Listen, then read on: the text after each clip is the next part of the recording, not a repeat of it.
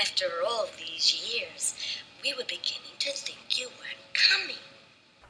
Girl, tell me about it. But Chewie, we're home. I'd like to welcome the Wookiee Army and everyone across the galaxy to episode 24 of the Kessel Run Review.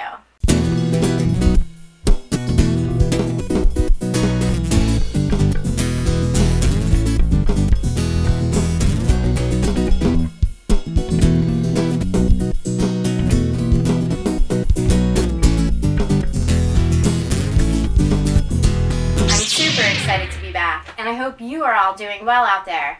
Make sure you're being safe, and if you do have to venture out, be like the Mando.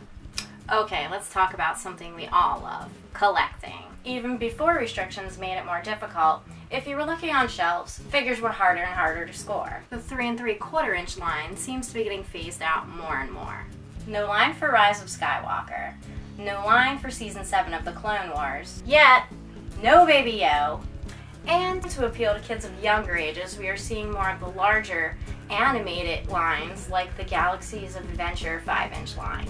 But that's enough of me ranting. In this episode, we're going to check back in on 2 amazing customizers who we featured on shows in the past. But first, let's check out one of the latest additions to my collection in a new Hot Off the Falcon.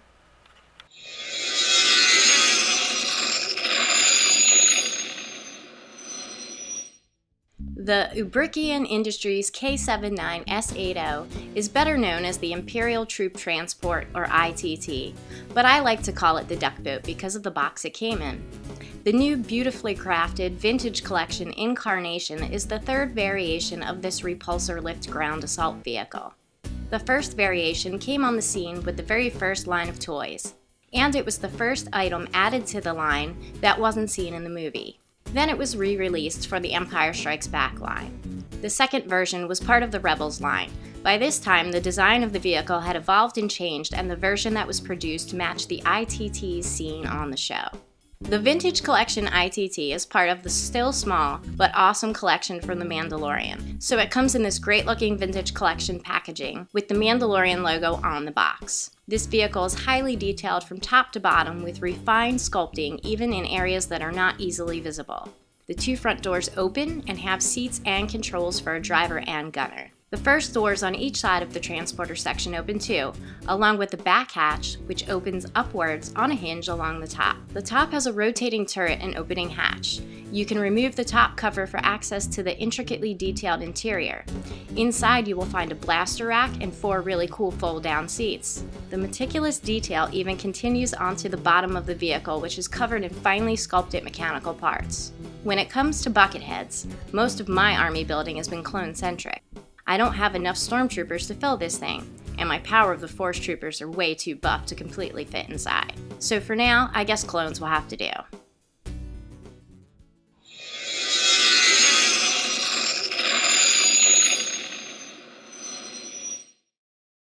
I think this ITT is super cool looking and makes an awesome addition to any collection. I'm still waiting on my pre-ordered Mando, Cara Dune, and Remnant Stormtrooper figs, plus a ton of Baby Yoda stuff. I really hope to see more of the Mandalorian line added to the Vintage Collection. At Carbon Freeze Anything, we'll carbon freeze anything. We'll carbon freeze plants, your pets, Rose, that thing that appears around stuff when you carbon freeze it, Baby Yo. Act now to take advantage of our stay-at-home special. Carbon freeze 1 kid, get the 2nd free. Even protocol droids say carbon freezing is 100% safe for those who survive the freezing process. Carbon freeze anything.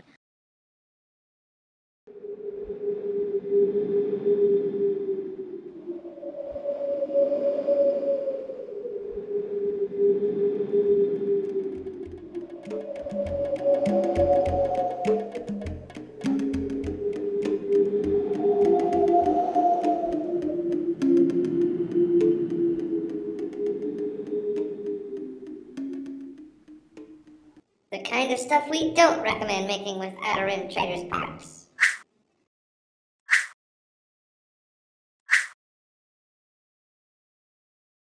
The kind of stuff we do recommend making with outer rim traders packs.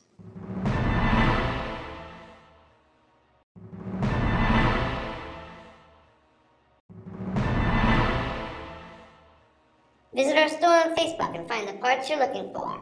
Just go to facebook.com/OuterRimTraders and click the Shop Now link.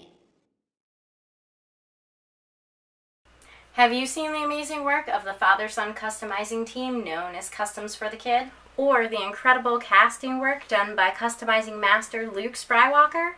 When they first appeared on our show, these artists were already making some impressive work, but the creations they have been producing lately are out of this world. Let's take a look inside this edition of Custom Cargo. I made a lot of special modifications myself. We first featured Customs for the Kid in our third episode with this wolf-headed Jedi named Vixie. The innovative duo has been creating loads of exquisite customs ever since, producing customs from nearly every corner of the Star Wars galaxy. Here we have a battle-damaged Darth Vader as he appears just after his face-off with Ahsoka in Rebels. Built by merging the head of a Clone Wars Anakin figure into the helmet of a Rebels Vader, this custom has an ominous look that takes us back to the moment when Ahsoka was left with no doubt that her former master had become a Sith Lord. This is Latz Razzie, a Theran female bounty hunter who operated during the Clone Wars. This 100% sculpted action figure was built on top of a skeleton that was assembled from parts taken from a Clone Wars R-Sing, a Black Series Jyn Erso, and a Clone Wars Mace Windu. Elias did the sculpting using Procreate, and according to him, the grappling boa was the most challenging aspect. Do you remember Marek, the Anuba owned by the bounty hunter Embo?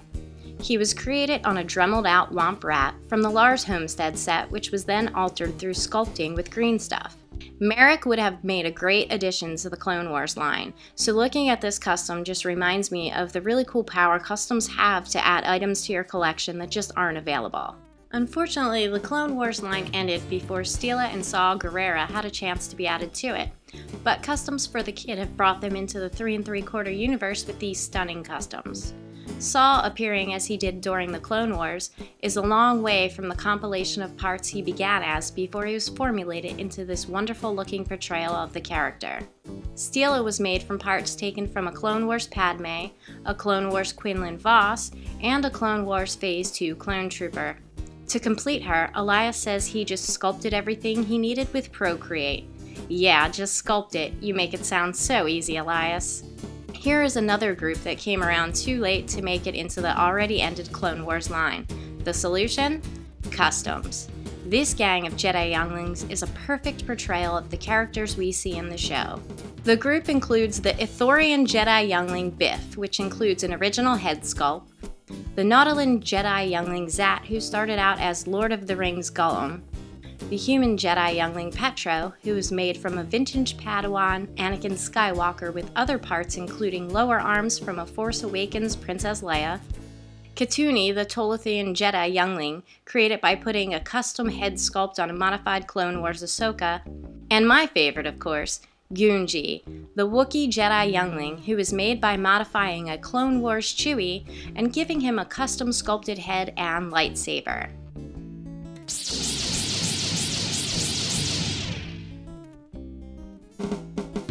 Customs for the Kid have made a seemingly countless array of amazing customs from the original trilogy, prequel trilogy, sequel trilogy, the Clone Wars, and the expanded universe. You can check out more of their stuff at customsforthekid.blogspot.com, or for more in-depth coverage of Clone Wars customizing, check out their 77-episode YouTube series, Customizing the Clone Wars.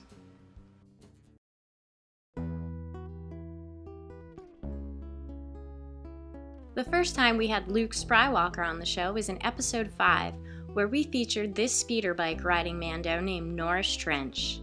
With the Tatooine vibe, it almost feels like Sprywalker was already creating customs from the Mandalorian series. His newest Mando is no exception, and it takes us right into that world. Seen here on the hunt in the streets of Jeddah, this 6-inch Mandalorian hunter is covered from head to toe in meticulous detail. His helmet was made by sculpting some tauntaun horns onto a Jango Fett helmet, and his head is a fin head which had the hair removed and got a new paint job. Completed with superb weathering, the result is one rough-looking hunter. Another of Sprywalker's talents is turning seamlessly useless junk into customizing treasure. Using this pile of odds and ends, he was able to create an awesome-looking lair for the Mandalorian hunter. The space is populated with custom-made objects that give it a believable look that fits nicely into the Star Wars galaxy. A quick trip over to Tatooine, and we can find plenty of Cantina aliens customized by Sprywalker. Here's Pondo Baba strolling around outside just minutes before he lost his arm. And here is Dr. Evazan, realizing he needs to refill his drink. He goes to start trouble at the bar. Sprywalker made a killer for Grindan, one of the famous Cantina band. Bam Vimden, the only figure that comes packaged with an extreme action drinking cup. And even Laxavrak makes an appearance, a pretty obscure character who I'm pretty sure was replaced by some hookah-smoking lifeform. Clearly, Sprywalker is a huge fan of Tatooine, so everything Jabba's palace is a major focus. This Leia embossed disguise is loaded with detail front and back and looks so good sharing some custom-made diorama space with another cleverly disguised rebel. To create a 6-inch Return of the Jedi Boba Fett, Sprywalker custom cast parts and did multiple rounds of paint application. Finished with details like a custom rangefinder and arm gauntlet, this is an incredible version of Fett that looks even more amazing when dropped into the throne room of Jabba's palace. We all know that somewhere beneath that palace is a Rancor pit, and Sprywalker has tackled that too. This immersive diorama has super believable detail that makes a great set for some dramatic photos. It features laser-cut doors that have been painted and weathered, skeletons that litter the sand floor, and multiple paint apps that give it the same look as the stone walls of the pit seen on screen. Many of the parts used in Sprywalker's customs are available through Outer Rim Traders store on Facebook. Just go to facebook.com/outerrimtraders and click the Shop Now link.